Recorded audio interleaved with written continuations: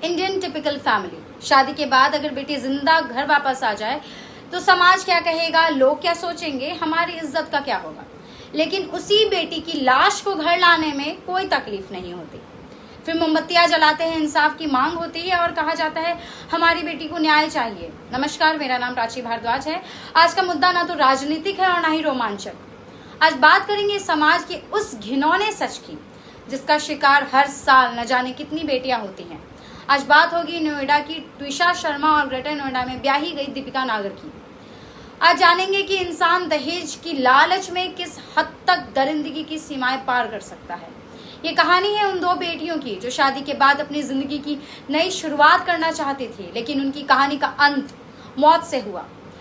शुरुआत करते हैं ट्विशा शर्मा से। ये कहानी है नोएडा की रहने वाली अभिनेत्री और मॉडल ट्विशा शर्मा की, जिसकी उम्र महज 23 वर्ष थी, जिसकी मौत अब सिर्फ आत्महत्या नहीं बल्कि दहेज हत्या, मानसिक प्रताड़ना और जबरन गर्भपात जैसी गंभीर सवालों के घेरे में खड़े हैं। परिवार का दावा है कि ट्विशा पिछले कुछ दिनों से बेहद परेशान थी।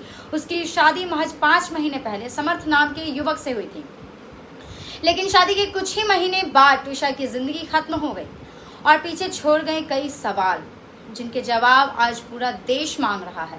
ट्विशा अपनी माँ को फोन करके रोती थी, बार बार कहती थी कि मम्मी मैं पागल हो जाऊंगी, मैं ये सब सहन नहीं कर पा रही हूँ, प्लीज मुझे घर ले चलो। इतना ही नहीं, ट्विशा अपने दोस्तों को मैसेज करके भी अपने हालात के बारे में बता रही थी। वो लिखती थी, आई एम ट्रैप्ड ब्रो, मैं यहाँ फंस चुकी हूँ। ये सिर्फ मैसेज नहीं था, ये मदद की पुकार थी। एक ऐसी लड़की की चीख जो शायद हर दिन अंदर ही अंदर टूट रही थी। एम्स भोपाल की पोस्टमार्टम रिपोर्ट ने इस मामले को और भी सनसनीखेज बना दिया है। रिपोर्ट के मुताबिक फांसी के दौरान ट्विशा जिंदा थी। इतना ही नहीं, उसके शरीर पर कई गंभीर चोटों के निशान भी पाए गए। घटनास्थल से पुलिस को एक नायलॉन बेल्ट भी मिली, लेकिन परिवार का आरोप है कि जांच के दौरान पुलिस उस बेल्ट को एम्स लेकर ही नहीं गई। अब सवाल उठ रहा है कि क्या सबूत को दबाने की कोशिश की गई है? क्या इस केस में किसी को बचाने की प्रयास की जा रही है? पोस्टमार्टम रिपोर्ट का सबसे चौंकाने वाला खुलासा ये भी है कि मौत से 1 हफ्ते पहले Twisha medical termination of pregnancy यानी एमटीपी प्रक्रिया से गुजरी थी। अब इस मामले में जबरन गर्भपात का भी एंगल आ चुका है। वहीं ट्विशा की सास का कहना है कि वह मानसिक रूप से बीमार थी, लेकिन सवाल यह है कि अगर वो बीमार थी तो उसके शरीर पर चोटों के निशान कैसे आए? अगर ये आत्महत्या थी तो इतने सारे संदेह क्यों? अब बात करते हैं दीपिका नागर की। ये मामला है ग्रेटर नोएडा में रहने वाली दीपिका नागर की, एक ऐसी बेटी जिसकी शादी अभी सिर्फ 14 महीने पहले हुई थी, लेकिन अब दीपिका अपने मायके नहीं बल्कि स्मशान लौट चुकी है। परिवार का आरोप है कि शादी के बाद से ही दीपिका को दहेज के लिए लगातार प्रताड़ित किया जा रहा था। दिसंबर 2014 में हुई इस शादी में लगभग 1 करोड़ रुपए खर्च किए जा चुके थे।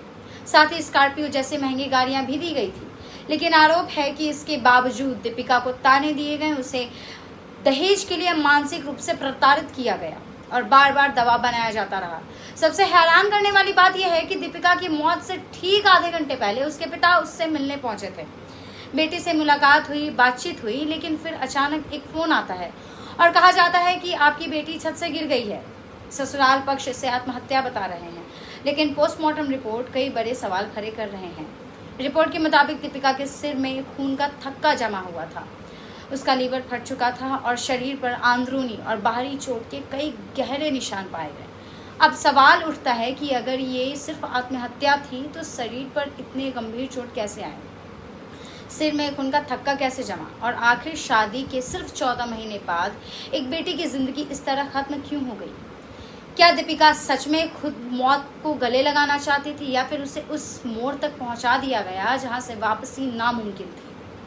सबसे दर्दनाक बात यह है कि दोनों ही मामले में बेटियां अपने घर वालों को समझाने की कोशिश कर रही थी कि वो वहां नहीं रह पा रही हैं, उन्हें वापस घर ले चलो, उन्हें दहेज के लिए मानसिक रूप से प्रताड़ित किया जा रहा है। लेकिन अक्सर भारतीय परिवार में बेटियों को यही कहा जाता है कि थोड़ा एडजस्ट कर लो, शादी में ऐसा होता है, और ये सारी चीज़ें शुरू से चलती आ रही है। क्या माँ बाप के लिए अपनी बेटी की जिंदगी से बढ़कर समाज हो गया है? क्या सिर्फ इसलिए कि कोई लड़के वाले हैं उसे किसी लड़की को इस हद तक प्रताड़ित करने का लाइसेंस मिल जाता है कि लड़की अपनी जिंदगी ही खत्म कर ले? मेरी विनती है उन सभी माँ बाप से जो समाज की खुशी और इज्जत के लिए अपनी बेटियों की तकलीफ को नज़रअंदाज कर रहे हैं, कृपया अपनी आंखों से समाज की पट्टी हटाइए। अपने बच्चों की मानसिक स्थिति को समझने का प्रयास कीजिए। अगर ट्विशा और दीपिका की बात सुनी जाती तो आज वो हमारे बीच होती।